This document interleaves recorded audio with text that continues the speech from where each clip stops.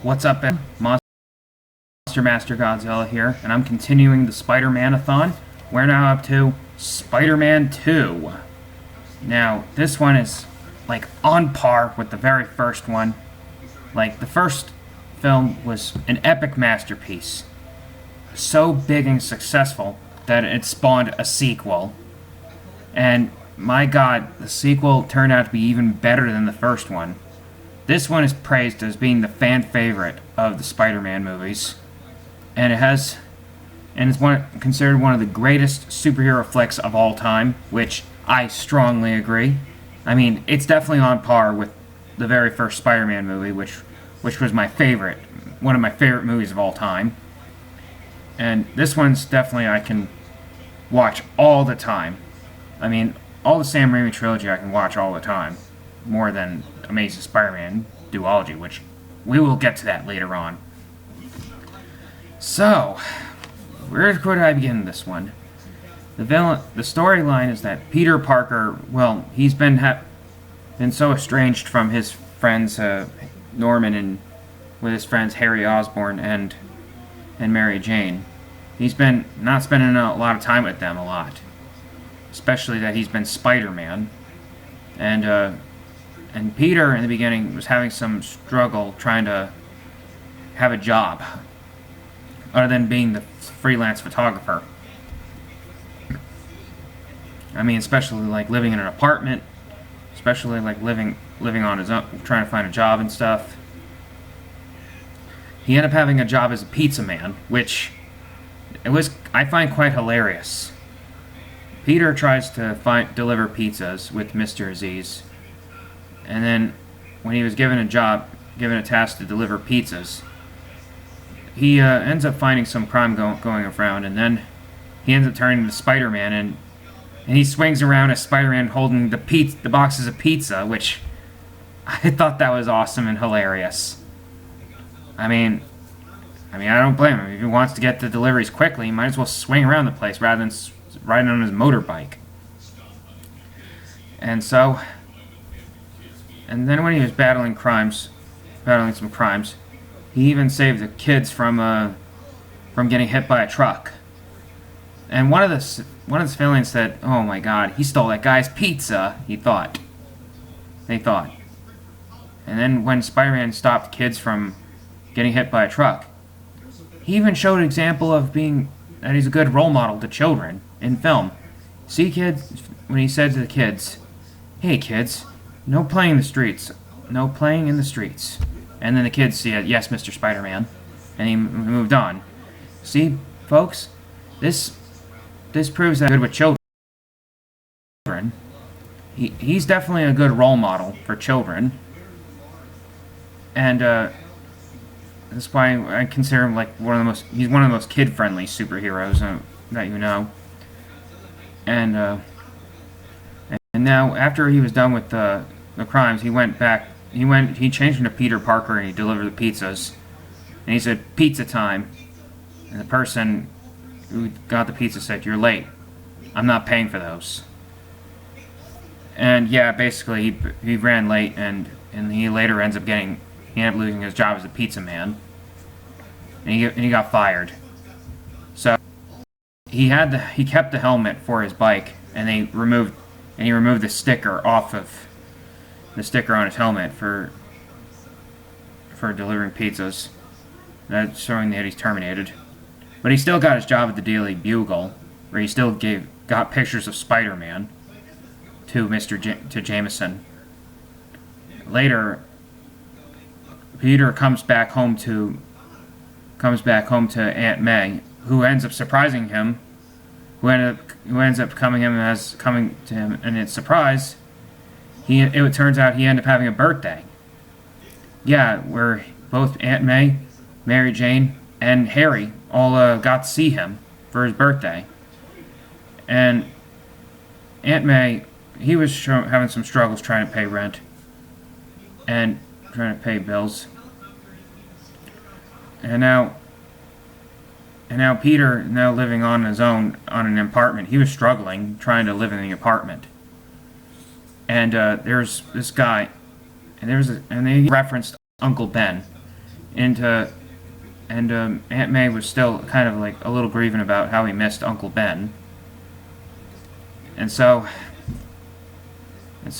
they and so there's also and also the Mary Jane is given Peter a ticket for his play on Broadway at for his birthday, and Peter realized he hasn't never spends enough time with Harry and Mary Jane much, and so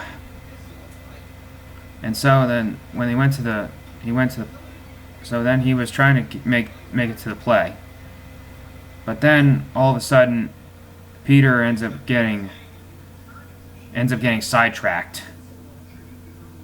Ends up getting sidetracked by crime, and one of the bad guys tried to run him over for the car, and he jumped over the car. And one of the kids got surprised, saying, "How'd you do that? You know, eat your green vegetables and stuff." And so Spider-Man ends up going after the criminals, and then one thing is like odd is that, and one strange thing is that happened to him is that somehow Spider-Man ends up losing his ability to spin a web. Ends up losing his ability to spin a web, and he was forcing himself to take an elevator. He had a funny moment in the elevator with a man with a dog going down the elevator, he said, "Cool Spidey outfit," and he says, and he didn't realize that was the actual Spider-Man. He thought it was another man wearing the Spider-Man costume. He said, "Cool Spidey outfit," and he said, "Thanks." He ends up saying it rides up on the crotch a little, and it gets itchy sometimes. And in another version of the video, he said, "Sometimes it gives me a wedgie," which it's definitely a very funny moment in there.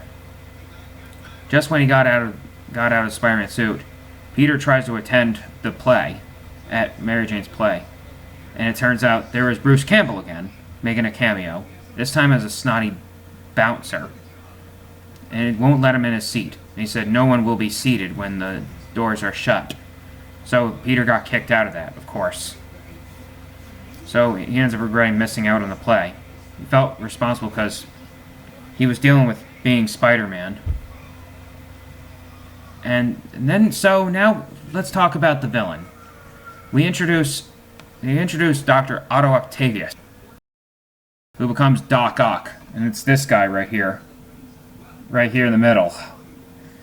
And it turns out Otto Octavius. Oh yeah, I forgot to mention, we also introduced like Dr. Connors, which Peter missed class several times. Yeah, Dr. Connors also has one arm, missing an arm. He lost his arm, which in this film, in the Sam Raimi trilogy, almost attempted to use him as the Lizard, but they never used the Lizard because Dr. Connors had lost an arm, and which we will be talking about that later. And it's revealed, and Doc Connors actually talked about Otto Octavius, who was a good friend of his, and he was also a good friend of Norman Osborn as well. And so Peter ends up meeting Otto Octavius, who later becomes Doc Ock. And he worked on mechanical arms, which are used to work with his machine that has the power of the sun. And he has this microchip that's on the back of his neck, and he was able to control the arms with his mind. So, and then one day, there was a freak accident that caused things that went out of control. So Spider-Man comes to the rescue. He tries saving Harry, which Harry, of course, was holding a grudge against Spider-Man, because he was convinced that he killed Norman Osborn, the original the Green Goblin, which Spider-Man never did. So then Spider-Man stops the machine. Otto Octavius was left injured and been taken to a hospital. Oh yeah, and Octavius's wife is dead in this one. And his wife's name is Rosie, which the wife was made up for the movies. Dr. Otto Octavius never had a wife in the comics. That was made up for the movies. Which, yeah, they kind of make things up for those who never read the comic book. I mean, look at me.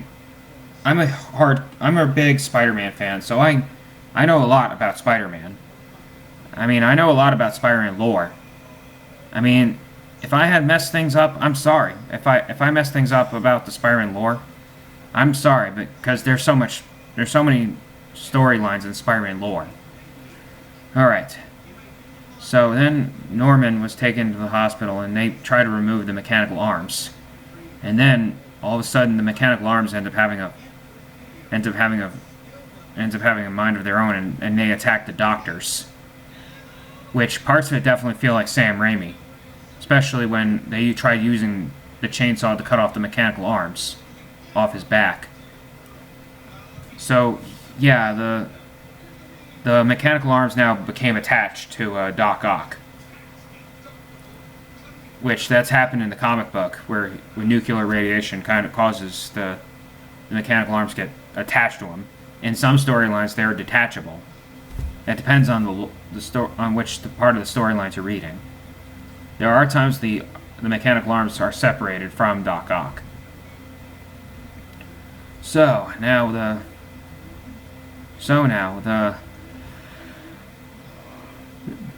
Otto Octavius escapes the hospital, and he ends up finding the waterfront, and where it's an abandonment, and he realizes that the machine his dreams are dead. And then finds out the microchip on the back is destroyed, and he found out he felt voices in his head, that the mechanical arms are talking to him. Yes, he talks to his mechanical arms in this movie. In the comic books, because that's not very accurate to the comic book, but that was a great change up from the comic to actually where Doc Ock actually talks to his mechanical arms, which that wasn't in the comic book, but it was in the movie. And supposedly during the production, Alfred Molina, who played Doc Ock, he named all the mechanical arms Harry, Larry, Flo, and Mo, which because in the movie I don't recall them ever giving the arms names.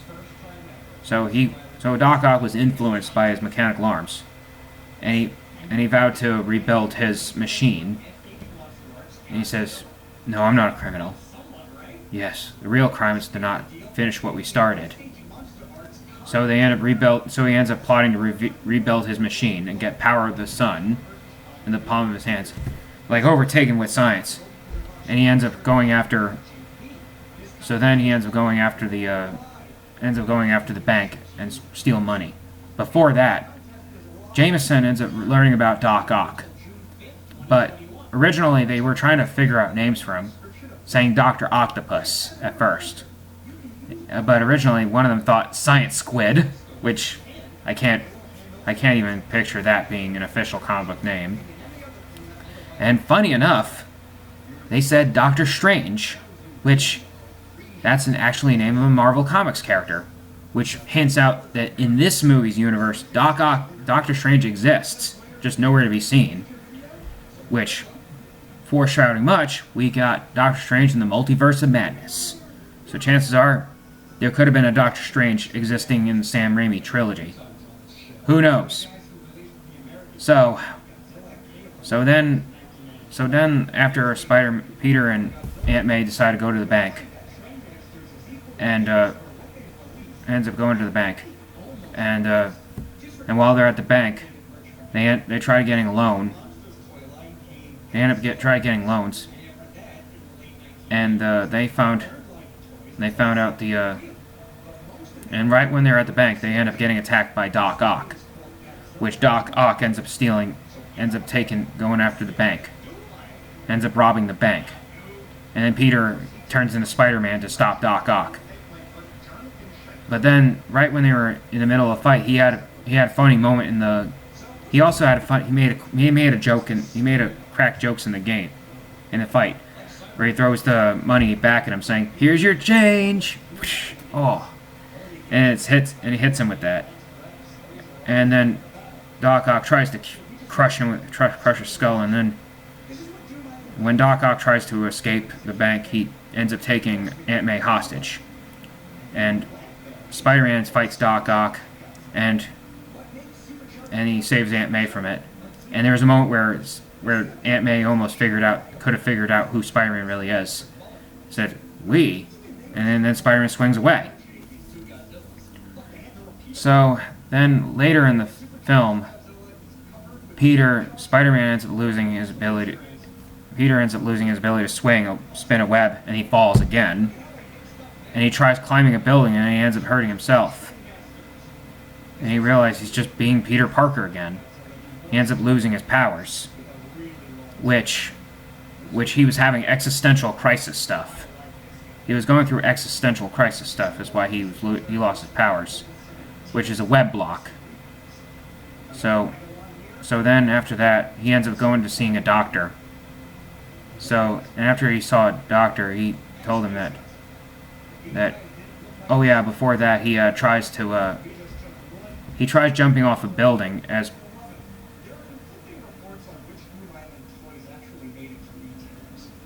he also tries, and after that he also ends up seeing a doctor, and he ends up wearing glasses again.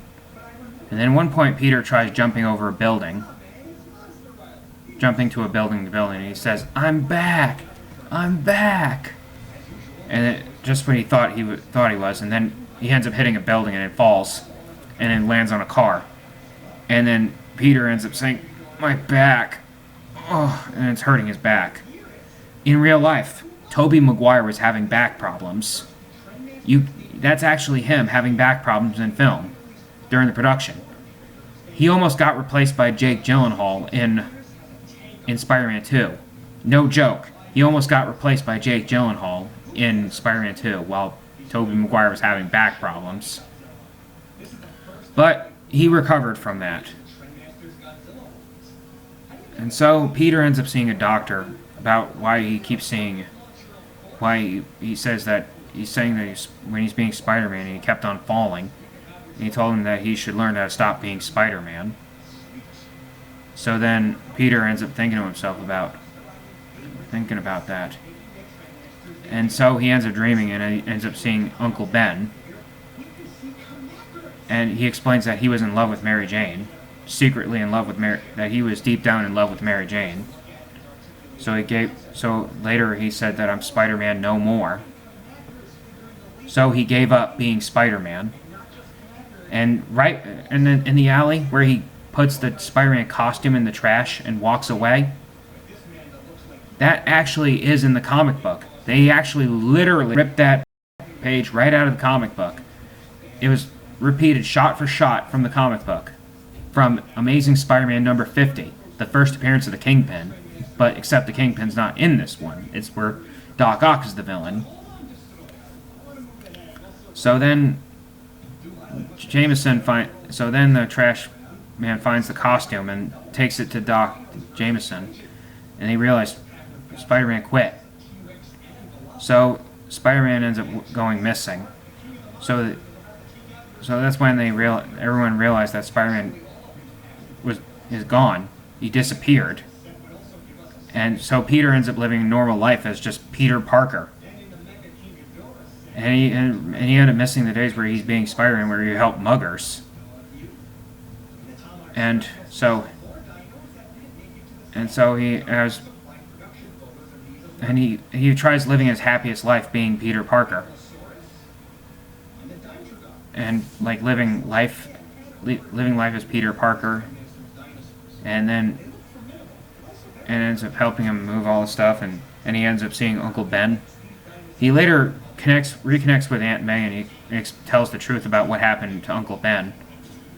That said that about him going to the library. He ends up going in a wrestling match, and he let a criminal get away, and the criminal ends up shooting Uncle Ben.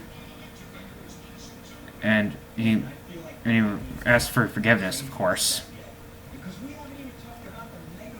And so Peter ends up finding a burning building, reminiscent of the first film, except he ends up saving a little girl as Peter Parker. And it proves that even as Peter Parker, Spider-Man was willing to risk his neck. And so it turns out Peter Parker's the true hero of the film, of the stories. Spider-Man was just his alter ego. So, and after he saved the little girl, most of the people in the building, a lot of people in the building died. And he wished that he was still Spider-Man. And while Spider-Man still disappeared, Doc Ock was still at large. And then Harry ends up meeting up with Doc Ock. Which Doc Ock ends up Peter has the tritium, which Harry has the tritium for Ock's machine. So they end up making a bargain. Like, if you bring in Spider-Man, he'll bring it and I'll give you the tritium. So, and he needs to talk to Peter. He takes pictures of that bug for the Bugle. So it turns out,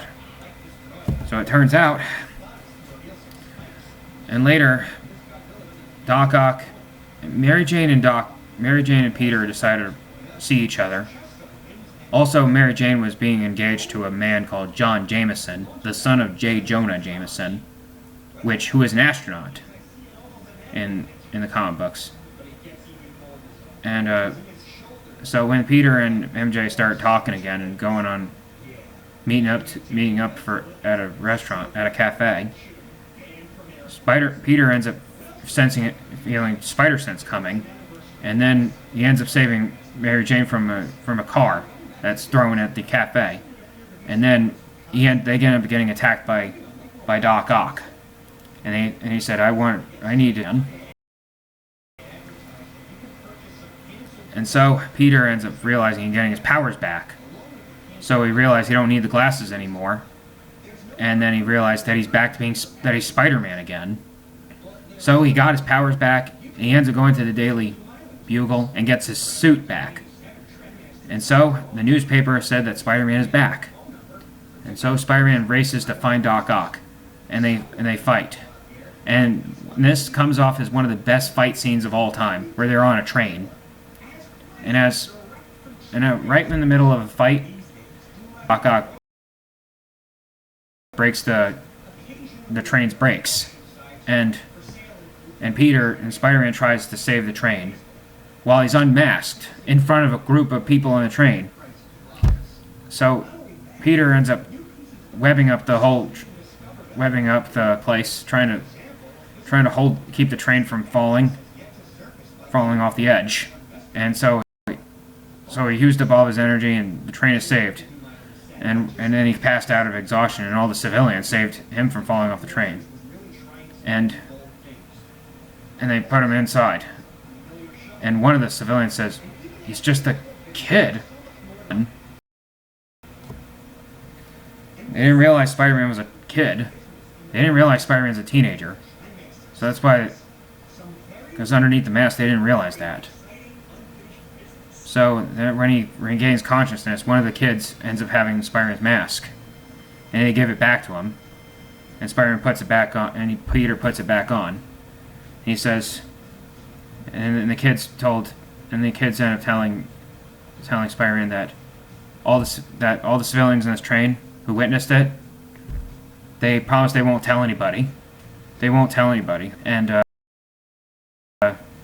it was good to have him back. And right when he's getting his strength back, he was injured.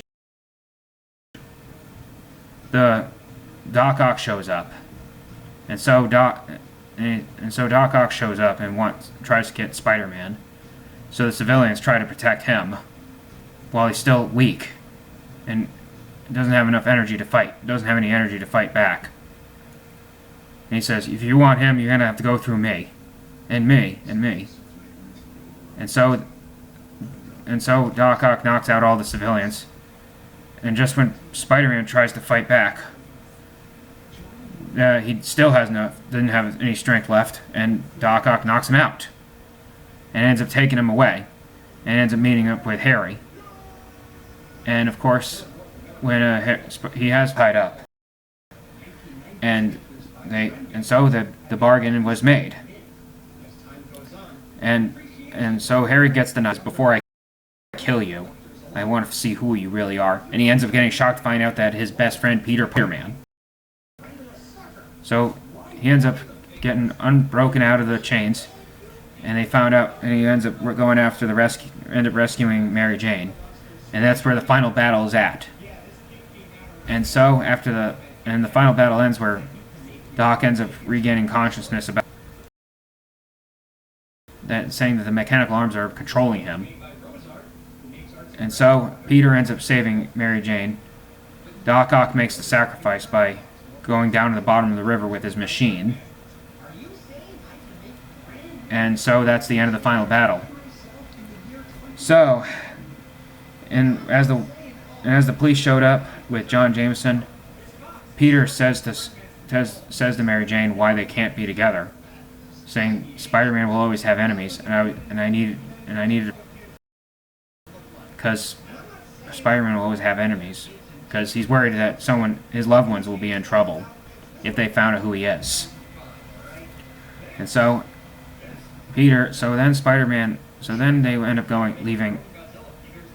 So then Mary Jane ends up been put downstairs, but has been left down on the ground.